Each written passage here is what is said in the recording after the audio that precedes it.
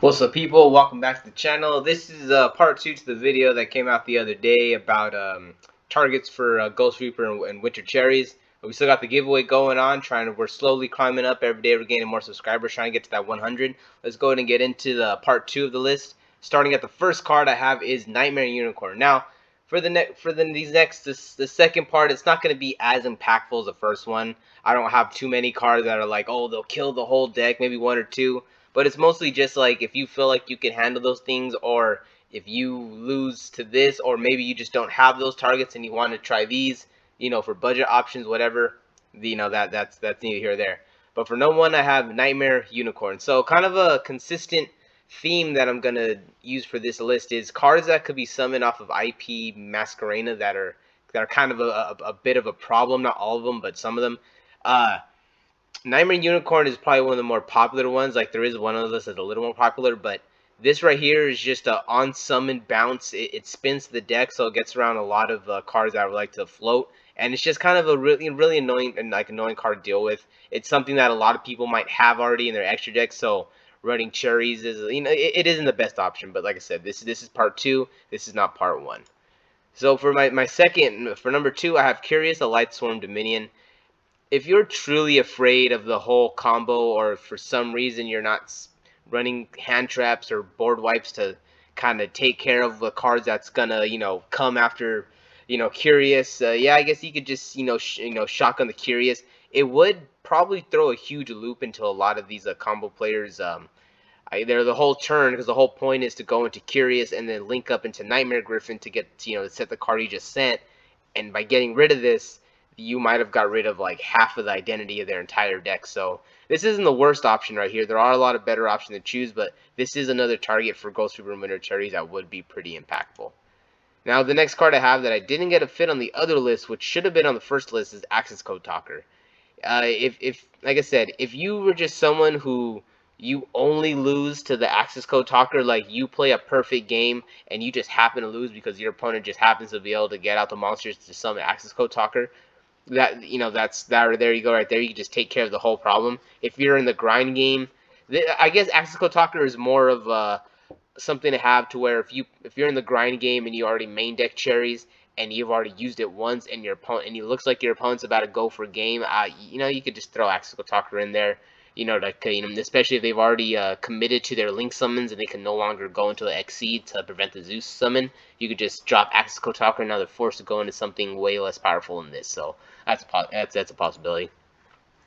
Another card that I wanted to add to the list is Nightmare Griffin. So if you don't care about the card they send, if you're not worried about them sending cards, and you just don't want them to have the Nightmare Griffin, because it is the Nightmare Griffin that not only sets the card back to the field, but it also has this second effect to where let's see, blah, blah, blah. You can only use, here you go.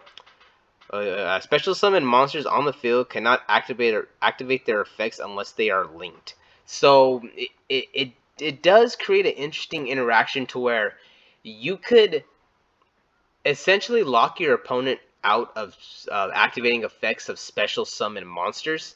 Like if you play it right, like if you're able to somehow make some kind of link tree to where you link this off and you leave it in the middle of your field, and you get rid of your link monsters, so that way it doesn't point to anything on your opponent's side. And you essentially have this card that's going to be on your extra monster zone that essentially locks your opponent out of special summon monster effects. I mean, if this is something you're afraid of, I would very much go ahead, drop it. Like, if you have a hard time against M-Pen type effects, yeah, this would be a good target. Also, too, like I said, like if you don't care about Dominion, and you just don't want them to lock you out of special summons, or if you feel that maybe they'll still get to this and this is your big problem, then go ahead and choose the Griffin. It's still a decent target. So the next card, this is a IP Masquerena target right here, is a Underworld Goddess of the Closed World. So I just do not like that you could use IP Masquerena and then take one of your opponent's cards when you use her, when you link with Masquerade's effect. I think that's a very broken strategy. I mean, I'm not saying it's unfair. Like, I'm glad it's in the game.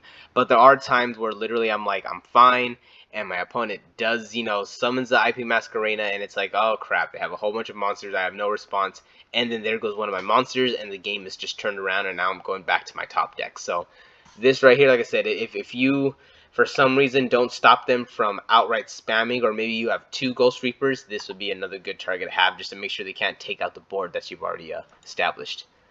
So this card right here would be an example of I guess a card that could really take out an entire deck beyond the Pendulum. I'm not gonna go too much into its effect, but it is very it does what it needs to do in order to facilitate the Pendulum strategy. It isn't like some crazy OP card that just takes, isn't like Electromite that kind of forces Pendulums into top tier contention, but it is a good card to where if you do have that person at locals who plays Pendulum, or maybe you know that there's, maybe you know something that I don't, or know something that other people don't know, and you know that Pendulums are good, this would be a good option to throw in there, because they're gonna run this like they run Electromite. This card is gonna, the effect's gonna get them there, and they're gonna want to resolve it. Another card on this list is IP Masquerena herself. If you are just, like I said, if you're someone who could deal with the board, or if you play cards, if you play the outs and you play board wipes and you don't care about their board and you just don't want them to have access to, to the IP period, then just go ahead and shotgun IP Masquerena. Splight. This is probably one of Splite's best monsters right now. I mean, Elf. I mean, you got Elf and Gigantic are their best ones, but aside from their archetype specific extra deck monsters, I say IP Masquerena is going to be one of their best ones. She has the ability to link, into almost anything. If you run the Underworld Goddess, you could take one of your opponent's cards. She allows you to play around a lot of things. The only cards you can't really play around is Dark Ruler No More and Forbidden Droplets if you send a monster. But like I said, those are only 2 cards. Every other card in the game, she's able to play around. So this is a good target if you just don't want to deal with the whole IP Masquerena situation, period. So for there's 3 more cards left here. Dragostapelia, similar to Garua, to where if you feel like you don't want to get super polyed and you run darks, you run fusions yourself, and you're like, well, let me just Dragostapelia. It does have the monster negate. It does. I was gonna put the other one, the I think it's the Starving Venom, the one with 2 dark monsters. But then I remember that this one allows you to negate monster effects and everything. So you know what?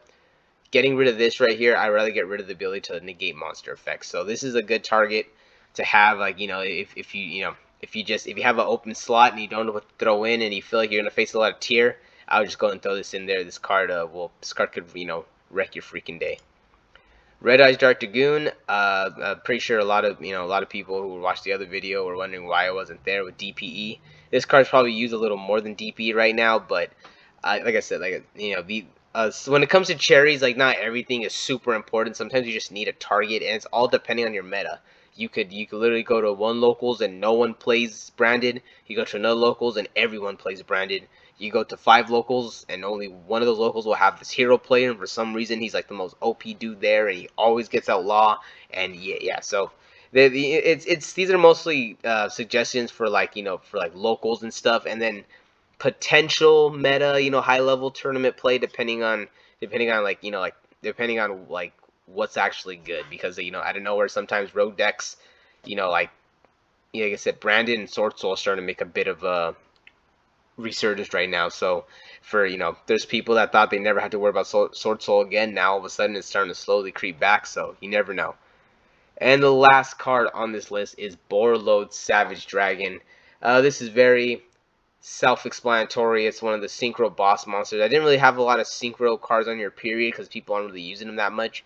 But if they are using synchros, this is 100% gonna be one of them. If you're playing a deck that spams any type of level 8 synchro, since there's no more Chaos Ruler, they're probably gonna be running Borreload Savage Dragon. Like I said, there's probably other cards that hit that are better to stop the combo entirely, but like I said, but if you're someone who plays the outs and you don't care about what your opponent does, and you just want specific monsters gone, Borreload Savage is the perfect choice for that. All right, guys, thanks for stopping by, sticking around. That's it. We got the giveaway going. Trying to get to 100 subscribers to go with the Ash Blossom. Thanks for stopping by. Peace out, and I'll see you in the next one.